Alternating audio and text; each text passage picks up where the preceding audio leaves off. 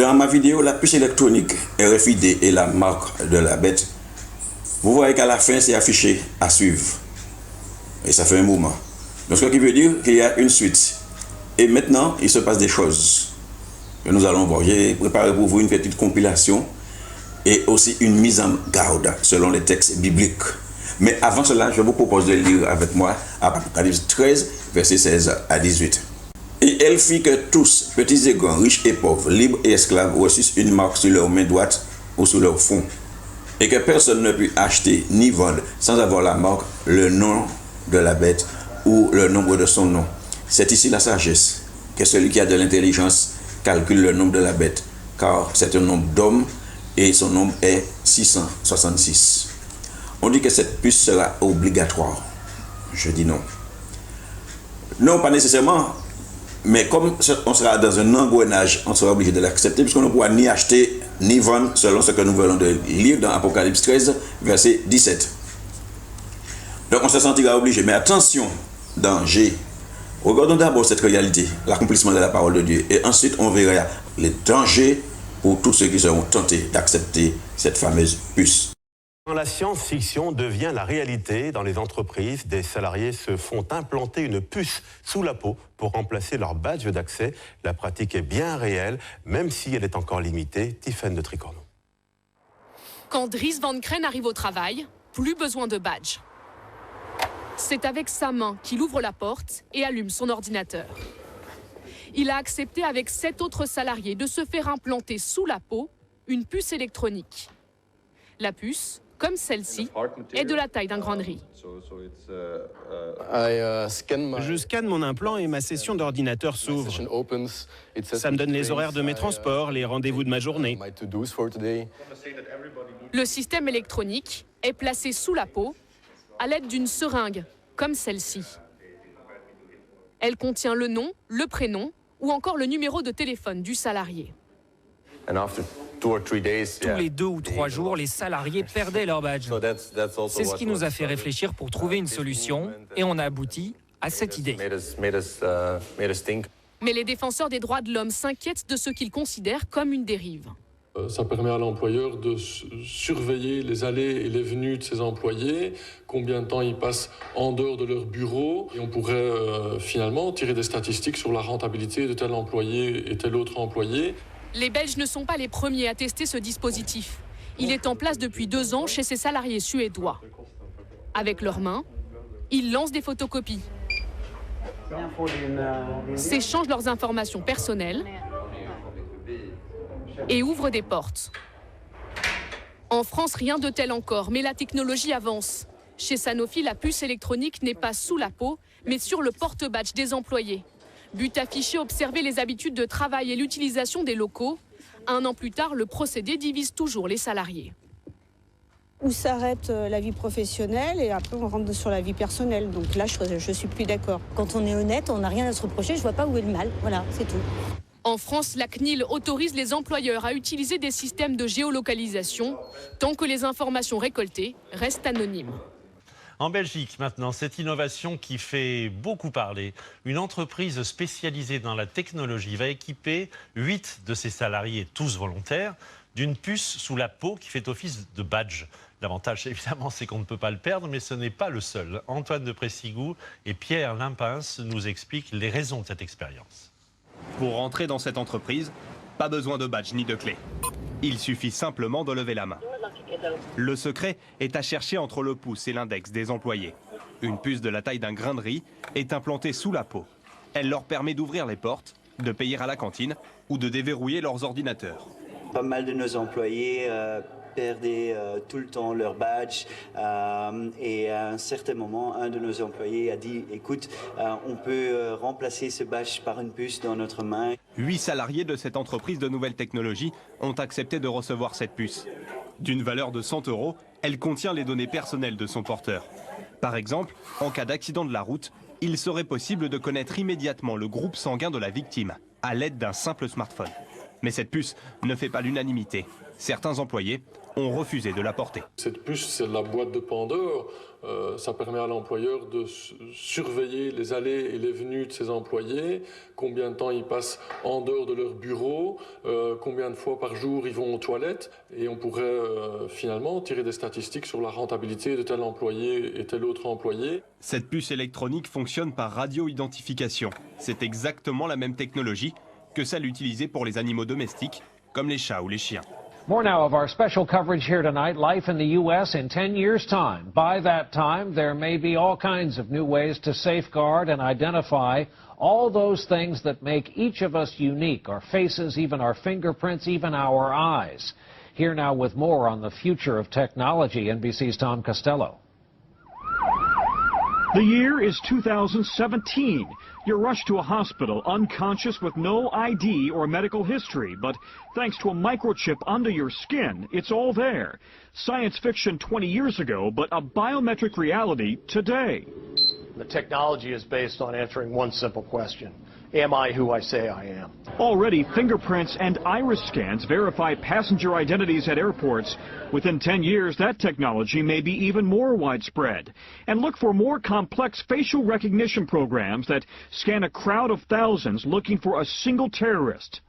Today's facial recognition software starts with the eyes. Then it maps out the contours of the face and compares that against a database of millions, a database that's growing by the day. What's next? At the University of Bath in England, researchers predict big changes for consumers. I think it is possible to free us completely of our wallets and keys using biometric technology, if that's what people want in 10 years' time. In fact, it's already here. The latest home security locks use fingerprints to control deadbolts. And at the Jewel Osco grocery store in Chicago, some customers pay using their fingerprints. No paper or plastic. You don't really need anything other than your hand, and you already got that with you. So will future department stores scan our irises, like in the movie Minority Report, then offer products catered to who we are? Hello, Mr. Yakamoto. Welcome back to the Gap. Experts say that technology is here now. The challenge is to safeguard our privacy in a brave new world. Tom Costello, NBC News, Alexandria, Virginia. Le premier qui dit la vérité, il doit être exécuté.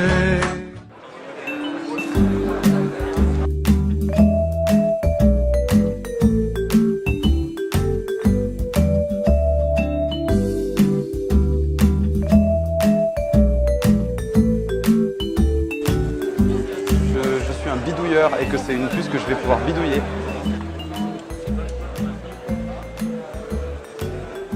C'est pas très douloureux, enfin, c'est vraiment la même douleur qu'une grosse piqûre.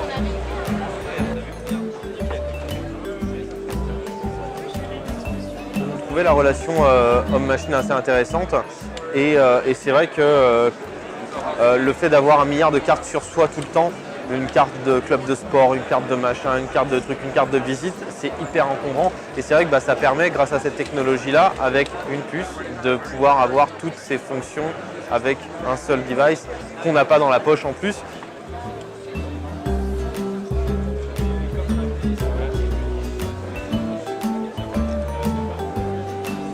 C'est pas super visuel. Moi, comme je l'ai implantée là, elle se voit pas très bien. Bon, enfin voilà, elle est là, elle est par ici. Grosso modo, on la voit légèrement sortir quand j'appuie dessus, mais moi j'ai fait qu'elle soit discrète. Well, you can't see it because it's inside. But so the chip implant, you can use it in a very local setting. You have to be within 1 centimeter in order to read it. Okay. So now when I touch my implant like this, it opens up my business card.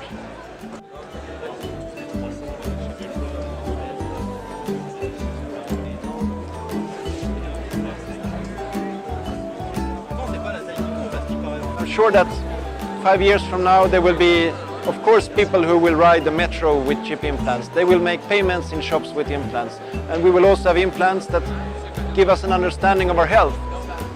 So that we don't have to go to a doctor, you just swipe your implant to get the data of what's going on in your body.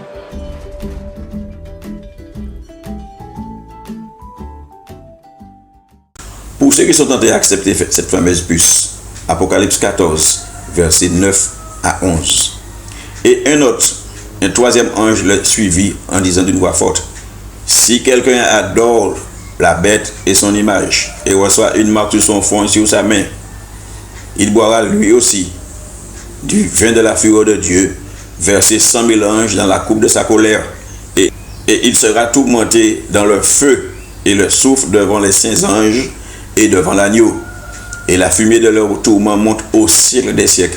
Et ils n'ont de repos ni jour ni nuit, ceux qui adorent la bête et son image, et quiconque reçoit la marque de son nom. Danger. Lisons aussi Apocalypse 16, versets 1 à 2. Et j'ai entendu une voix forte qui venait du temple et qui disait aux 7 anges, allez et versez sur la terre les 7 coupes de la colère de Dieu. Le premier alla et il versa sa coupe sur la terre.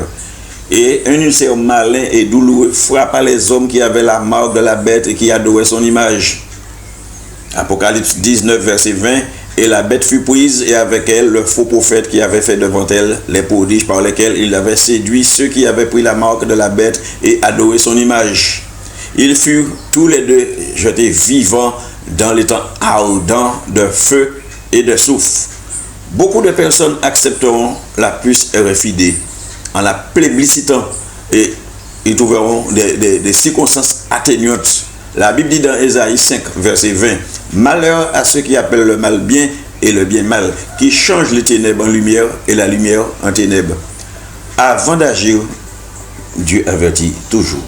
Il dit, « Mon peuple est détruit parce qu'il lui manque la connaissance. » Osée 4, verset 6. Donc Dieu avertit toujours. Le Seigneur, c'est-à-dire l'époux, prendra son épouse bientôt, c'est-à-dire l'Église.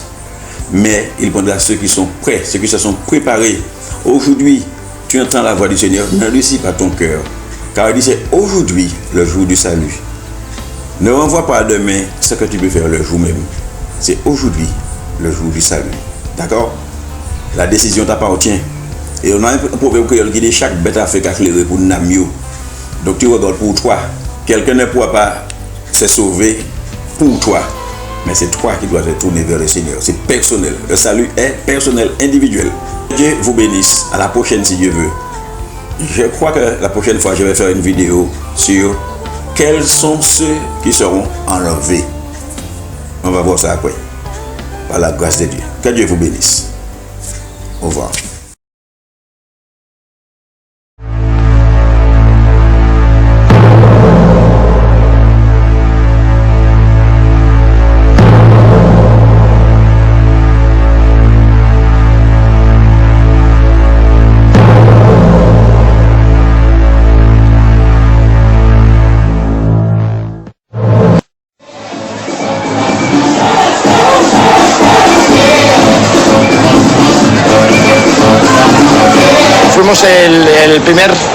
Nous sommes les premiers au monde à avoir utilisé la puce comme moyen d'accès à une zone VIP et comme moyen de paiement aussi. Je suis l'infirmière qui implante les puces ici dans la zone VIP de Baja Beach Club. J'ai implanté un peu plus de 90 personnes.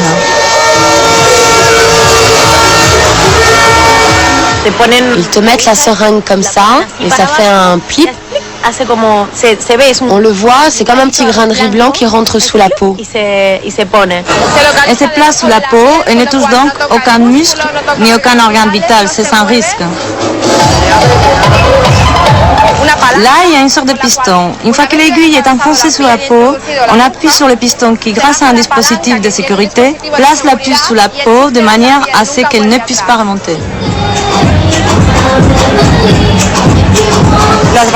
On n'a pas besoin d'amener d'argent, de présenter de carte d'identité, ni quoi que ce soit, puisqu'il t'identifie avec le lecteur. C'est plutôt pratique. Les données contenues sur la puce, je crois que c'est mon nom, un numéro de contact, mais ça, je ne suis pas sûre. Et le seul qui me reste. C'est comme un tatouage invisible. Les gens me disent qu'ils ne s'implanteraient pas une puce, mais moi, je suis sûre qu'un jour, ils en auront tous une sous la peau.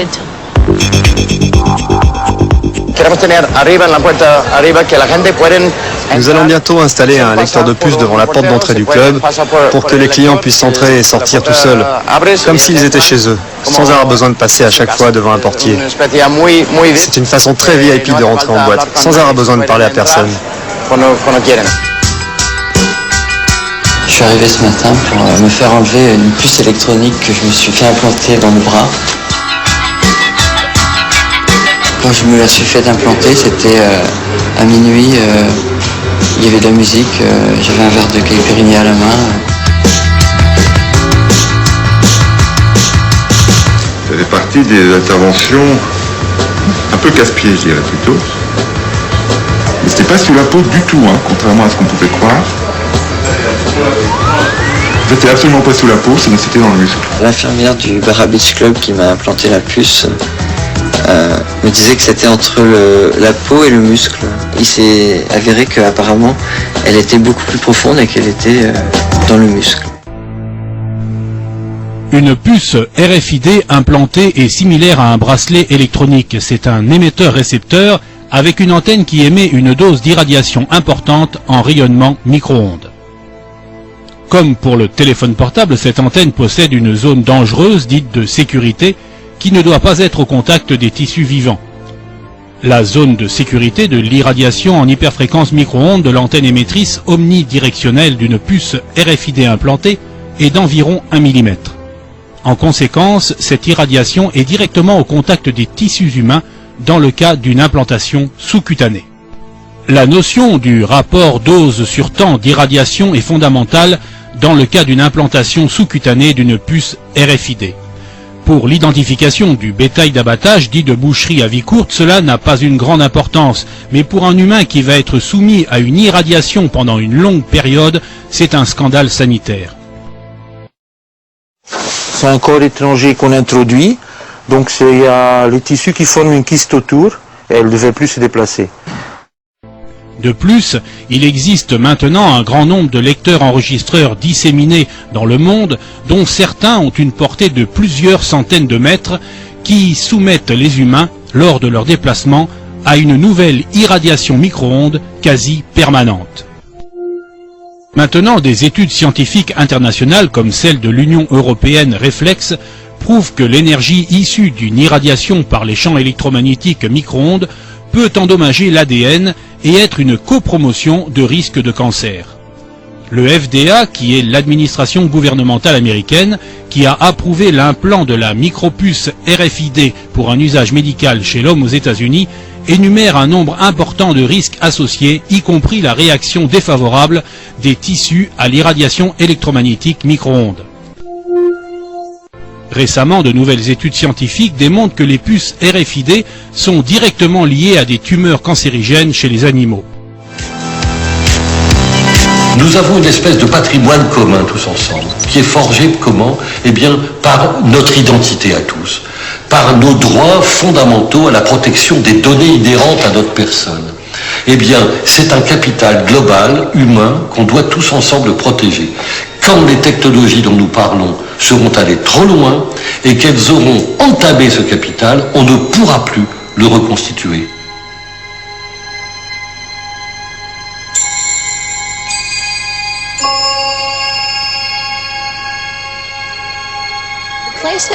Nous avons limité l'utilisation de la RFID concernant l'étiquetage des marchandises. Nous la refusons. On ne doit pas pouvoir mettre des étiquettes sur des marchandises que les gens achètent, portent, louent ou utilisent de quelque manière que ce soit. Cela risquerait de poser de sérieux problèmes.